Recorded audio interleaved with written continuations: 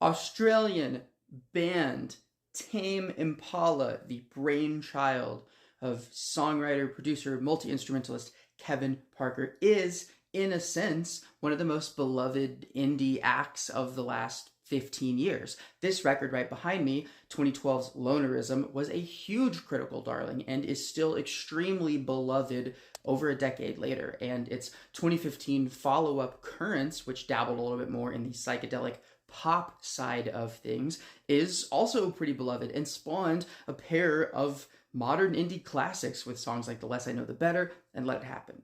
But the last time we heard from the band before this year, that acclaim did not exactly follow. 2020's The Slow Rush was met with much more mixed reviews, although not by me. I like this record, actually. I know it has some lulls in the track list, but I think it has a lot of really good ideas and highlights that I really, really enjoy, which is why going into the band's fifth record, Deadbeat, I was at least cautiously optimistic, radically optimistic, if you will. Though a lot of people were very hesitant of the album's indulgence into dance music, I have always been a fan of Kevin Parker's songwriting and also his knack for sonic texture. And so I at least wanted to give the record a chance and see what he did with it. It turns out that this thing is more boring than I could have possibly imagined.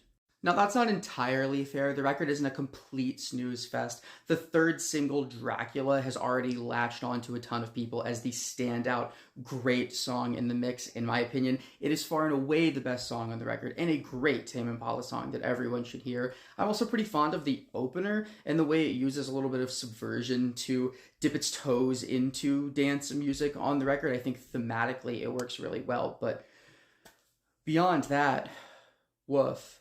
These songs are just boring. They don't do enough, they don't develop enough, they deploy a lot of sonic minimalism that feels like it has nothing to do with Tame Impala artistically, and Kevin Parker, for all of the acclaim that he has received for all of the various different things that he does, at the end of the day, the drums, one of the most beloved parts of Tame Impala. There are video essays and entire interviews about Kevin Parker's knack for having great drum sounds in his music are just completely gone, soulless, lifeless throughout this record, and all of the other intrigue kind of evaporates with it.